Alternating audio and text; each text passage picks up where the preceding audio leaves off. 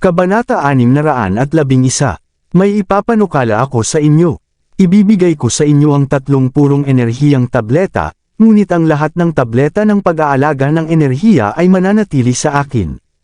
Malamig na sabi ni Quinton. Sa halaga nito sa negosyo, mas malaki ang halaga ng 8,000 tableta ng pag-aalaga ng enerhiya kaysa sa 3 purong enerhiyang tableta. Sa kasalukuyang sitwasyon, napagpasyahan niyang kailangang isakripisyo ang mga purong enerhiyang tableta upang mailigtas ang mga tableta ng pag-aalaga ng enerhiya. Paano kung tumanggi ako? Sabi ng lalaking may maskara na hugis demonyo. Kung gayon ay wawasakin ko ang lahat at walang makakakuha ng kahit ano. Pang-uuyam ni Quinton. Natatakot ka bang papatayin kita kung gagawin mo iyan? Isang malamig at masamang presensya ang lumabas mula sa katawan ng lalaki. Sige lang, gawin mo. Ngumisi ng may paghamak si Quinton. Kahit hindi tagalungsod ng Springfield ang mga hunt, napakarami nilang mandirigma na maaaring utusan at mayroon na ring nasa antas ng kalahating Panginoon o antas ng Panginoon. Kung papatayin siya ng lalaking may maskara ng walang habas, tiyak na hahanapin at papatayin siya ng mga hunt. Naniniwala si Quinton na sapat ang talino ng lalaki upang malaman kung ano ang nararapat na piliin. Tinitigan siya ng lalaki ng malamig na parang pinag-iisipan kung papatayin ba siya, at hinarap naman ito ni Quinton ng walang takot.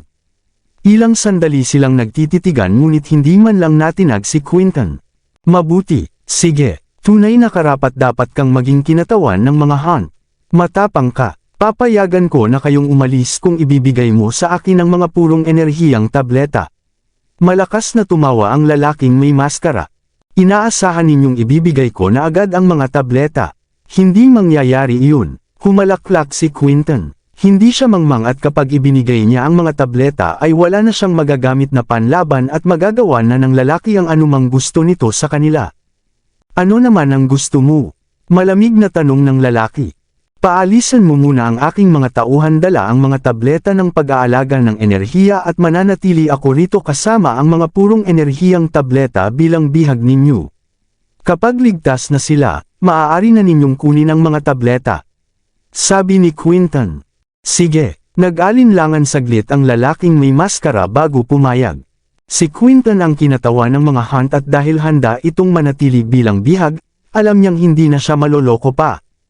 Tio Hans, dalhin ninyo ang mga tableta ng pag-aalaga ng enerhiya at umalis na kayo. Iwan ninyo ako dito. Ibinigay ni Quinton kay Hans ang mga tableta. Hindi po maaari. Ginoong Quinton, hayaan na kaming manatili bilang bihag. Kayo na po ang umalis, dala ang mga tableta. Agad na tumutol sina Hans, Anton, at ang iba pa. Si Quinton ang magiging pinuno ng mga hunt at hindi nila maaaring hayaang ilagay nito sa panganib ang kanyang buhay. Umiling si Quinton at sinabing hindi. Hindi sila magiging panatag kung kayo ang mananatili. Ngunit nag-alinlang ang bulong ng iba. Hindi nila alam kung sino ang kanilang kaharap at hindi nila masisiguro ang mangyayari. Tama na iyan. Ito ang aking utos. Bilang kinatawan ng mga hunt, iniuutos ko sa inyong umalis. Mariing utos ni Quinton. Tumigil na rin ang iba at humanga sa kanyang katapangan habang iniisip sa kanilang sarili na tama nga ang desisyon ng nakatatandang hunt na siya ang gawing tagapagmana. Ganito na lang, Hans, isama mo ang dalawang ito at umalis kayo, dala ang mga tableta ng pag-aalaga ng enerhiya. Ako na ang mananatili upang bantayan si Ginoong Quinton. Kung sisirain nila ang kasunduan matapos makuha ang mga purong enerhiyang tableta, iaalay ko ang aking buhay upang labanan sila. Sabi ni Anton. Sige, tumango si Hans. Siya at ang dalawa pang mandirigma na nasa antas ng mataas na pinakamataas ang kumuha ng mga tableta ng pag-aalaga ng enerhiya, habang naiwan sina Anton at dalawa pang bantay kasama si Quinton. Bago umalis, tinitigan ni Hans ng masama ang lalaking may maskara na hugis demonyo. Hindi mahalaga kung sino ka, ngunit kung magtatangka kang saktan si Quinton, gagawin ng mga hunt ang lahat upang hanapin ka at dudurugin ka namin. Nangako siya bago sumakay at umalis gamit ang sasakyan. Lumipas ang 10 minuto at nagpaalala na ang lalaking may maskara, Ginoong Hunt, matagal nang nakalayo ang iyong mga tauhan. Maaari mo na bang ibigay sa akin ang mga purong enerhiyang tableta ngayon? Maghintay muna, mahinahong sagot ni Quinton. Lumipas pa ang 10 minuto at muling nagpaalala ng may pagkainip ang lalaki, sobra na ang ating paghihintay Ginoong Hunt. Sa halip na sumagot, kinuha ni Quinton ang kanyang telepono upang magpadala ng mensahe kay Hans. Nang makumpirma niyang nakalabas na ang 3 sa lungsod ng Springfield at nakarating na sa hangganan ng lungsod ng Sikov, nakahinga siya ng maluwag. Narito ang mga purong enerhiyang tableta. Inihagis niya ang sisidlan na naglalaman nito patungo sa lalaking may maskara. Nasalo ito ng lalaki sa ere at itinago matapos masigurong naroon ang lahat ng 3 purong enerhiyang tableta. Tinupad mo ang iyong pangako Ginoong Hunt. Bilang paggalang dyan, hindi ko na kayo pipigilan pa. Maaari na kayong umalis. Nang hamak na sabi ng lalaki at inutusan ang kanyang mga tauhan na tumabi upang bigyan sila ng daan. Nagsuot sila ng maskara upang itago ang kanilang mga mukha dahil takot sila sa kapangyarihan at impluensya ng mga Hunt. Bagaman nakakalungkot na hindi nila nakuha ang mga tableta ng pag-aalaga ng enerhiya, nakuha naman ng lalaki ang mga purong enerhiyang tableta at wala nang saysay ang pagpatay kay Quinton dahil nais niyang iwasan na habulin siya ng mga Hunt.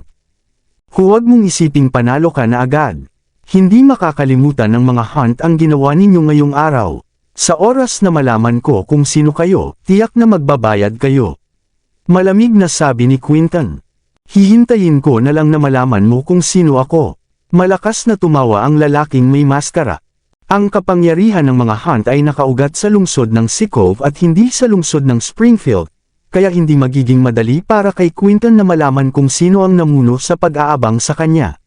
Bukod pa rito, 3 purong enerhiyang tableta lamang ang kinuha nito at walang nasaktan sa mga miyembro ng mga Hunt, kaya hindi malamang na magdeklara ng digmaan ang mga Hunt dahil lamang sa 3 tableta. Umalis na tayo. Pang-uuyong ni Quinton bago lumakad palayo kasama sina Anton at ang 2 pang bantay habang unti-unting naglalaho ang kanilang sasakyan. Dad, nakabili na nga tayo ng 1 purong enerhiyang tableta sa paglulunsad kanina. Bakit niyo pa po kinuha ang mga tableta? Sa halaga nito, ang 3 purong enerhiyang tableta ay may halagang 21 milyon, samantalang ang 8,000 tableta ng pag-aalaga ng enerhiya ay mas mahal pa rito, kaya hindi maintindihan ng binata kung bakit mas pinili pa ng kanyang ama ang mga purong enerhiyang tableta at isinuko pa ang mga tableta ng pag-aalaga ng enerhiya. Ang purong enerhiyang tableta na nabili natin kanina ay para sa iyo. Ang 3 tabletang ito ay para sa akin. Hindi nagkakasalungat ang 2 iyon, sabi ng lalaking may maskara na hugis demonyo. Agad na naintindihan ng binata ang ibig sabihin nito at sinabing, Dad, balak niyo po bang maabot ang antas ng Panginoon gamit ang mga tabletang ito? Oo, tama iyan. Sinabi ni Leon Wolf noong paglulunsad na sinumang nasa pinakamataas na antas ng pinakamataas o mas mababa pa rito ay maaaring gumamit ng purong enerhiyang tableta at itataas nito ang pagkakataong umakyat sa mas mataas na antas. Nasa antas ako ng kalahating Panginoon at kabilang pa rin ito sa ilalim ng pinakamataas na antas ng pinakamataas. Hindi na gaanong makakatulong sa akin ang mga tableta ng pag-aalaga ng enerhiya, ngunit ang mga purong enerhiyang tableta ay magiging kapaki-pakinabang at maaaring makatulong sa akin upang maabot ang antas ng Panginoon. Masiglang sabi ng lalaking may maskara. Kahit pa ganoon po, ang antas ng Panginoon ang ikalawang malaking hakbang para sa lahat ng mandirigma at mas mahirap itong maabot kumpara sa una. Sa tingin ko po, hindi ganoon kadali na makatawid kayo mula sa antas ng kalahating Panginoon patungong antas ng Panginoon gamit lamang ang 1 purong enerhiyang tableta, puna ng binata. Bagaman nagpapataas ng pagkakataon ang mga purong enerhiyang tableta, nananatiling mababa ang posibilidad lalo na para sa mga nasa antas ng kalahating Panginoon, kung hindi ay tiyak na itinago na lamang sana ng mga shares ang mga ito sa halip na ibenta. Sa tulong ng mga purong enerhiyang tableta, madali sana nilang mapamumunuan ang lungsod ng Springfield kapag nagkaroon sila ng ilang mandirigma na nasa antas ng Panginoon. Sa tingin ng binata ay hindi makatotohanan ang inaasahan ng kanyang ama. Kahit may naitutulong ang mga tableta, isa sa bawat daan ang pagkakataong magtagumpay ito at maaaring masayang lamang ang mga ito. Alam ko, kaya ko kinuha ang lahat ng 3 purong enerhiyang tableta mula sa mga Hunt. Masyadong maliit ang pagkakataon kung isa lamang, ngunit tiyak na mas malaki ang tayansa kung sabay-sabay kung gagamitin ang 3. Sabi ng lalaking may maskara. Ano, sabay-sabay ninyong iinuman ang tatlo? Hindi po maaari. Nagulat na paalala ng binata sa kanyang ama. Dad, sinabi naman po ni Leon na. Sinabi niya iyon ngunit hindi mahalaga. Noong bata pa ako, may natutunan akong pamamaraan mula sa isang napakahusay na dalubhasa. Nasa antas na siya ng kalahating Panginoon at napakalapit na sa antas ng Panginoon, kailangan na lamang niya ng tamang pagkakataon. Dahil ang mga purong enerhiyang tableta ay ginawa gamit ang napakaraming bihirang sangkap, ang bawat isa ay nagtataglay ng napakalakas na dalisay na lakas na makakatulong dito. Kung hihigupin niya ang enerhiya ng lahat ng tatlong tableta, tataas ng husto ang kanyang pagkakataong maabot ang antas ng Panginoon. Bagaman may panganib ang sabay na paggamit ng tatlo at maaaring ikamatay pa niya ito, handa siyang tumaya upang umakyat sa mas mataas na antas at ipinagkatiwala na lamang niya sa tadhana kung magtatagumpay siya. Napakaganda niyan, Dad. Kung maabot ninyo ang antas ng Panginoon, kayo ang magiging kauna-unahang makakagawa nito sa ikalawang henerasyon ng mga mandirigma sa lungsod ng Springfield. Magkakaroon na kayo ng lakas na kahit ang mga pinuno ng 4 na dakilang pamilya ay kaya ninyong harapin. Masiglang sabi ng binata. Haha, tama iyan. Kapag nangyari iyon, ang mga yang at humalaklak ng may pagkayamot ang lalaking may maskara. Naramdaman ng binata ang kakaibang tono ng kanyang ama at napagtanto nito ang dahilan kaya nagtanong, Dad, mahal niyo pa rin po ba ang babaeng kabilang sa mga yang?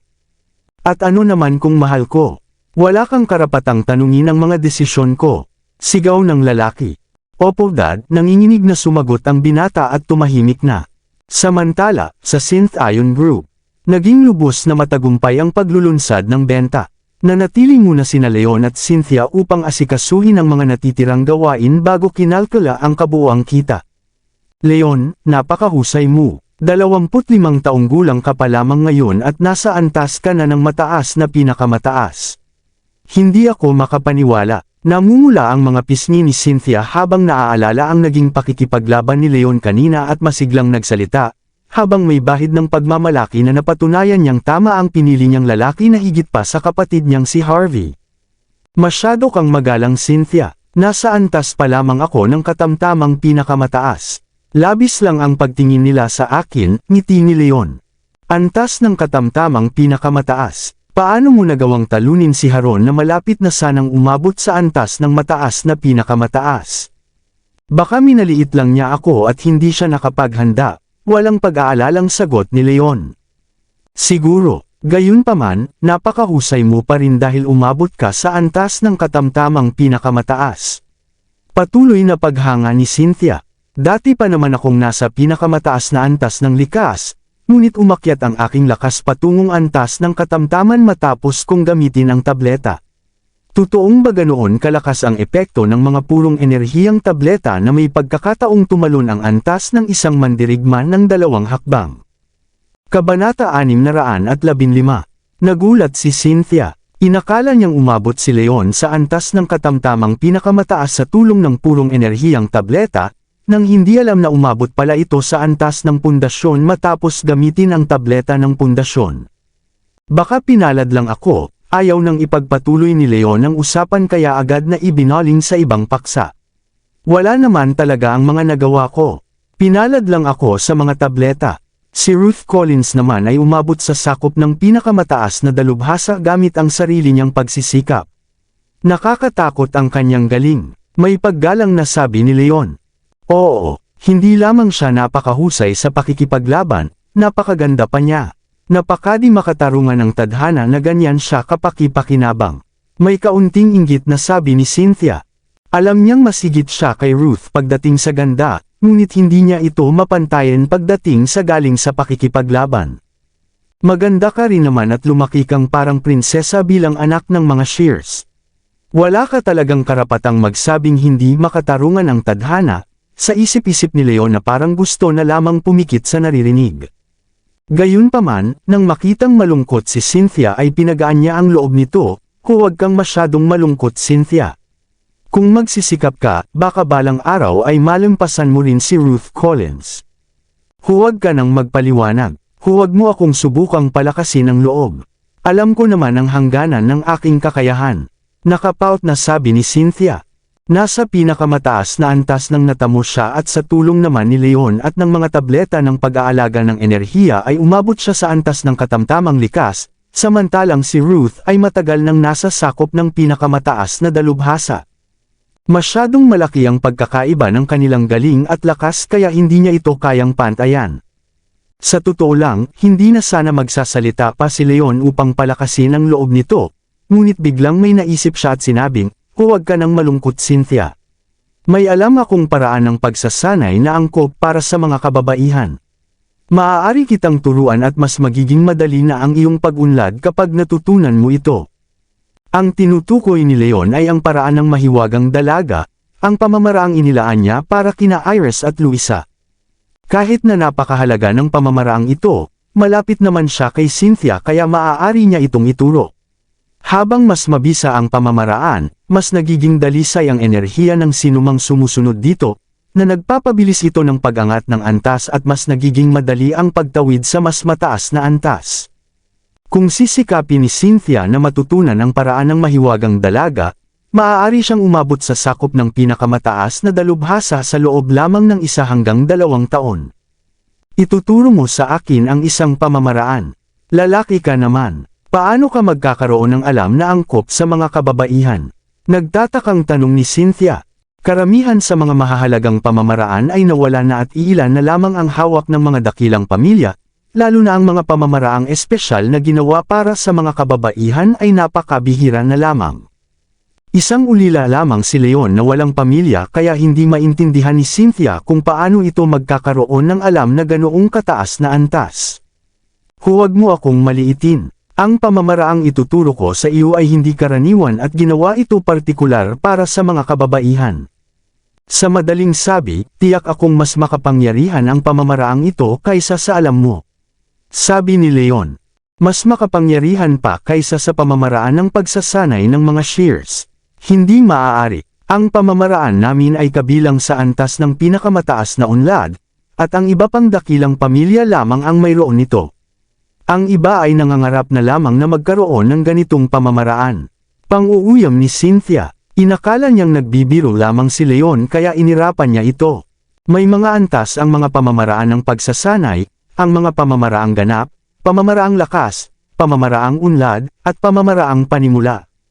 Ang pamamaraang ganap ang pinakamabisa sa lahat, samantalang ang pamamaraang panimula naman ang pinakamababa. At ang bawat kategorya ay nahahati pa sa antas ng pinakamataas, antas ng mataas, at antas ng batayan. Ang pamamaraang minana ng mga shears ay kabilang sa antas ng pinakamataas na unlad, na napakabisa at walang ibang pamilya sa lungsod ng Springfield ang makapantay dito. Antas ng pinakamataas na unlad. Akala ko ay mas makapangyarihan pa ang ginagamit ng mga shears, iyon lang pala. Tumawa ng bahagya si Leon. Ang paraan ng mahiwagang dalaga ay itinala ng ninuno ng mga wolf at bagaman hindi tiyak si Leon kung anong antas ito, sa palagay niya ay mas mataas pa ito sa antas ng mataas na lakas, na higit na mas mabisa kaysa sa pamamaraan ng mga shears. Huwag mong maliitin ang pamamaraan ng pagsasanay ng mga shears. Karamihan sa mga pamamaraang ganap ay nawala na sa loob ng daan-daang taon at ang pinakamahusay na narinig ko pa ay ang mga pamamaraang lakas. Ang pamamaraang minana namin ay kabilang sa antas ng mataas na unlad, na isang hakbang na lamang ang layo sa mga pamamaraang lakas. Malapit na iyon sa pinakamahusay na maaaring makuha at hindi ito kasing bababa ng sinasabi mo. Nakapout na sabi ni Cynthia. Sige na, sige na. Nagkamali ako. Mahusay ang pamamaraan ng mga shears at masyado akong nagmadali. Ngunit ang pamamaraang ituturo ko ay hindi rin masama. Subukan mo muna ito ng ilang panahon. Kung sa tingin mo ay hindi ito nakakatulong, maaari mo itong itigil anumang oras na gusto mo, sabi ni Leon na parang sumusuko na. Sige na nga, susundin na lang kita at susubukan ko muna iyon, sabi nito nang may pag-aalinlangan. Bagaman hindi siya naniniwala sa ituturo ni Leon, dahil ginawa lamang ito upang palakasin ang loob niya at siya ang lalaking minamahal, ayaw niyang saktan ang damdamin nito. Pakiramdam ni Leon ay tila tinalo na siya. Ang mga pamamaraan ng pagsasanay ang pinakamahalagang sandata ng bawat mandirigma at ang mga mabibisa rito ay mahirap makita. Kung ilalabas niya ang paraan ng mahiwagang dalaga, tiyak na mag-aagawan dito ang napakaraming mandirigma, ngunit kailangan pa niyang halos magmakaawa kay Cynthia na subukan ito. Siyempre, itinago na lamang niya ang kanyang iniisip. Mabuti naman ang pagtrato sa kanya ng mga shears at naging tapat na rin sa kanya si Cynthia. Makinig kang mabuti Cynthia, ituturo ko sa iyo ang paraan ng mahiwagang dalaga, sabi niya. Dahil nais ding malaman kung totoo ngang mabisa ang pamamaraan, umupo si Cynthia sa sahig at ipinikit ang kanyang mga mata. Dahil naituro na niya ito kina Iris at Luisa noon, naging mahusay na si Leon sa pagpapaliwanag. Sa ilalim ng kanyang paggabay, agad na naramdaman ni Cynthia ang dalisay na tunay na enerhiya na lumalabas mula sa kanyang sentro ng lakas at damaloy sa kanyang katawan.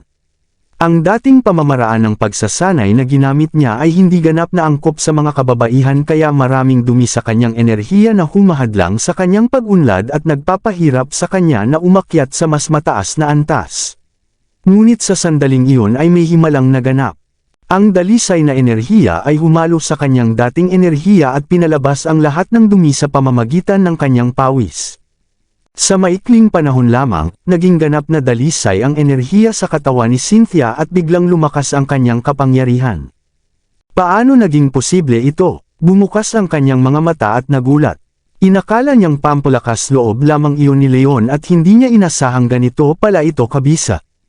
Cynthia, ano ang nangyayari? Naguluhan si Leon nang makitang nanigas si Cynthia.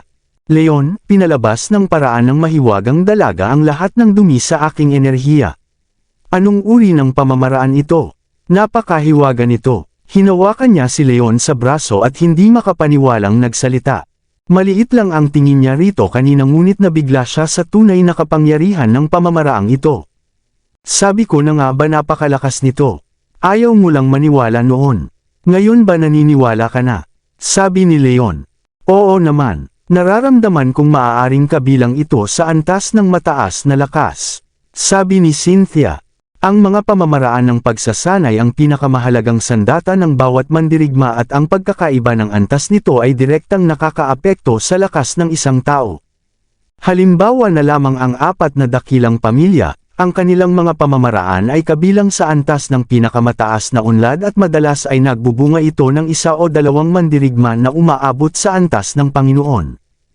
Ang mga karaniwang pamilya naman ay mayroon lamang antas ng mataas na unlad, dahil mas mababa ito ng isang antas, halos walang umaabot sa antas ng Panginoon sa mga sumusunod dito. Ganyan kalaki ang pagkakaibang dulot ng pamamaraan ng pagsasanay.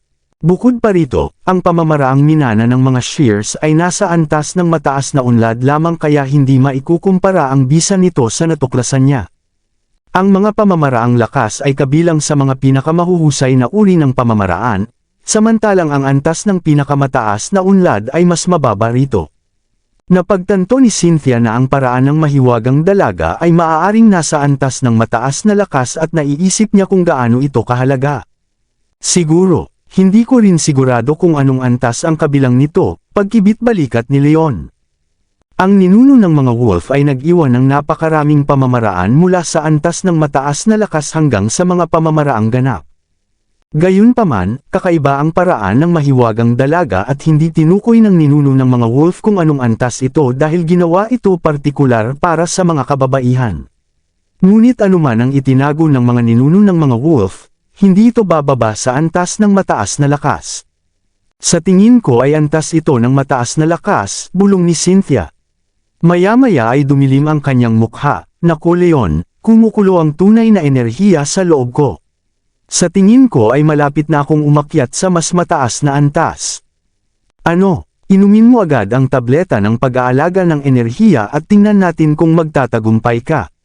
Nagulat na agad kumuha si Leon ng tableta at iniabot kay Cynthia.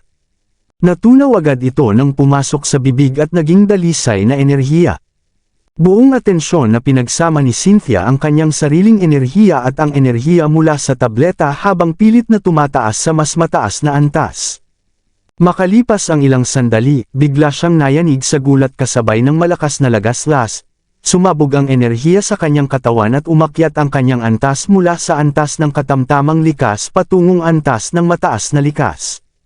Tumaas ang aking antas. Anong nangyari? Bumukas ang kanyang mga mata at hindi makapaniwalang naramdaman ang lakas na dumadaloy sa kanya. Sa tulong ni Leon at ng tableta ng pag-aalaga ng enerhiya, umakyat siya mula sa pinakamataas na antas ng natamo patungong antas ng katamtamang likas, at ngayon ay umakyat pa muli. Hindi siya maniniwala kung hindi niya ito naranasan na sa loob lamang ng 2 buwan ay umakyat siya ng 3 antas. Cynthia, binabati kita sa iyong pag-angat, ngiti ni Leon. Sa kanyang edad, maituturing na siyang isa sa mga pinakamahuhusay na mandirigma sa pag-abot ng antas ng mataas na likas.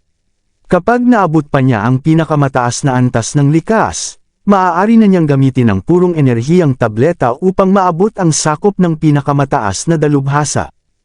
Paano ito nangyari? Paano biglang bumilis ang paglakas ko? Kakaiba ito. Tama, nakuha ko na.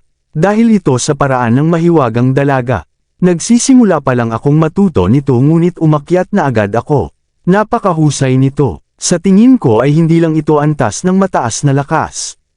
Marahil ay isa itong pamamaraang ganap. Tama, iyon nga iyon.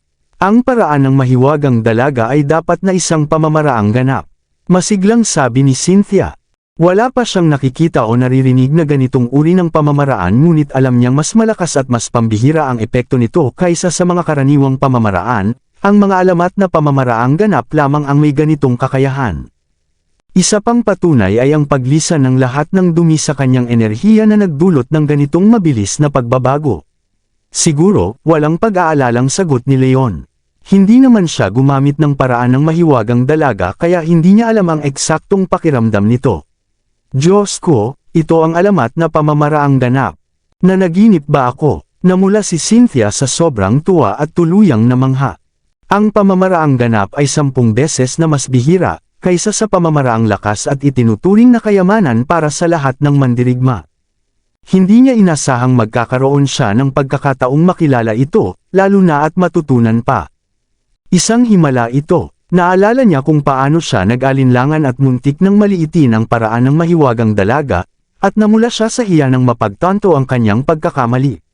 Nagpasalamat si Cynthia na pinilit siya ni Leon na subukan ito kung hindi ay pagsisisihan niya ito habang buhay. Cynthia, ano ang nangyayari? Ayos ka ba? Nang makitang nakatayo lamang si Cynthia ay inilawit ni Leon ang kanyang kamay sa harap ng mga mata nito upang kunin ang atensyon nito. Leon, mahal na mahal kita. Isinubod ni Cynthia ang sarili sa mga bisig nito at hinalikan siya. Nagulat si Leon at hindi agad nakakilos. Ano ang ginagawa mo? Nanlaki ang kanyang mga mata at tila nawalan ng malay sa naramdaman. Makalipas ang ilang sandali ay nakabawi na siya at dahan-dahang itinulak si Cynthia palayo. Cynthia, ano ba ang ginagawa mo? Tanong niya nang may pagkalito. Hinalikan siya ng sapilitan noong siya ay lasing at hindi niya inasahang mangyayari ito muli. Itinuro mo sa akin ang pamamaraang ganap. Napakabuti mo sa akin. Tumalon-talon siya sa tuwa. Karamihan sa mga pamamaraang mataas ang antas ay napakamahal at hindi basta-basta na ibibigay, ngunit ibinahagi ito ni Leon ng walang hinihintay na kapalit kaya napuno ng ligaya ang kanyang puso, na tila ba ibinigay sa kanya ang pinakamalaking hiyas sa mundo. Wala iyon. Tumawa ng bahagya si Leon. Bagaman napakahalaga ng pamamaraang ganap. Sandali nga, may mali Leon, ang pamamaraang ganap ay napakabihirang kayamanan, paano mo ito nakuha? Nang hamupa ang kanyang tuwa ay nagtanong siya. Nawalan ng sasabihin si Leon at nahirapang magpaliwanag. Hayaan mo na hindi mahalaga kung paano mo ito nakuha, napakahusay mo dahil alam mo ang ganitong bagay. Sabi niya. Alam ni Cynthia na may mga lihim ang bawat isa at kung hindi ito nais ibahagi ni Leon ay mayroon nitong dahilan. Hindi niya ito kukulitin dahil nagtitiwala siya rito at buo ang kanyang tiwala kay Leon kaya hindi niya ito pipilitin. Cynthia, salamat sa pag-unawa. Nakaramdam ng bukol sa lalamunan si Leon at naisip sa kanyang sarili sana ay ganun din si Iris. Kabanata 620. Sa paglipas ng panahon ay unti-unti na ring nakalimutan ni Leon ang nangyari. Bagaman hindi ito tuluyang nawala sa kanyang isip ay labis pa rin itong ikinahihiya niya at hindi alam kung ano ang sasabihin, kaya pinili na lamang niyang huwag na itong pag-usapan. Natuwa si Cynthia na hindi tumutol si Leon at pilyang nagdikit ng dila. Araw-araw silang magkasama at tila nasasanay na rin si Leon sa mga ganitong pagpapakita ng pagmamahal, kaya labis siyang natuwa. Alam niyang hindi pa rin lubos na nakakalimutan ni Leon si Iris, ngunit sa patuloy na pagpapakita ng kanyang pagmamahal ay sigurado siyang mapapalitan din niya ito balang araw. Nga pala, sana ay mapanatili mong lihim ang paraan ng mahiwagang dalaga Cynthia. Huwag na huwag mong sasabihin sa iba. Seryosong sabi ni Leon. Ang pamamaraang ganap ay isa sa pinakamahalagang bagay para sa lahat ng mandirigma. At kung malalaman ng iba na mayroon nito si Leon ay gagawin nila ang lahat makuha lamang ito. Bilang isang mandirigma na nasa antas pa lamang ng pundasyon ay hindi niya kayang ipagtanggol ang kanyang sarili laban sa kanila. Sige, naiintindihan ko. Huwag kang mag-alinlangan. Lihim nating dalawa ito. Hindi ko sasabihin sa kahit kanino, maging sa kapatid ko o sa lolo ko pamanatag na tumanggo si Cynthia. Alam niyang napakahalaga ng pamamaraang ganap at kung malalaman ito ng iba ay ilalagay sa panganib ang buhay nila ni Leon. Hindi siya mangmang kaya hindi niya ito ipagkakalat. Mabuti, bumantong hininga ng ginhawa si Leon. Hindi lamang si Cynthia ang natututo ng paraan ng mahiwagang dalaga, kundi pati na rin sina Iris at Luisa. Mabuti na lamang at hindi nila alam na isa itong pamamaraang ganap at pareho silang nangakong magiging lihim ito, kaya sigurado si Leon na hindi ito malalaman ng iba. Makalipas ang ilang sandali ay muling nagkwenta sina Leon at Cynthia ng kabuuang kinita nang biglang tumunog ang telepono ni Leon. Sinagot niya ito at nakita ang pangalan ni Quinton sa screen. Magandang araw Ginoong Hunt, mayroon po ba kayong kailangan? Nagtatakang tanong niya. Ginoong Wolf, anabangan ako sa aking pagbabalik patungong lungsod ng Sikov. Galit na ipinaliwanag ni Quinton ang lahat. Ano? Sino ang gumawa niyon? Nagulat na tumayo si Leon mula sa kanyang upuan. Hindi ko rin po alam. Nakasuot sila ng maskara at hindi ko man lang nakita ang kanilang mga mukha, sagot ni Quinton. Masyadong maingat ang grupong pinamumunuan ng lalaking may maskara na hugis demonyo at hindi man lang matukoy ng mga Hunt ang kanilang edad. Batay sa boses ng kanilang pinuno ay nasa 50 hanggang 70 taong gulang ito. Nakita rin nila ang mga plaka ng sasakyan ng mga umaatake, ngunit alam nilang hindi ito tunay. Ginoong Wolf, walang kapangyarihan ang mga Hunt dito sa lungsod ng Springfield, at wala kaming paraan upang malaman kung sino sila. Tumatawag po ako upang humingi ng tulong sa inyo.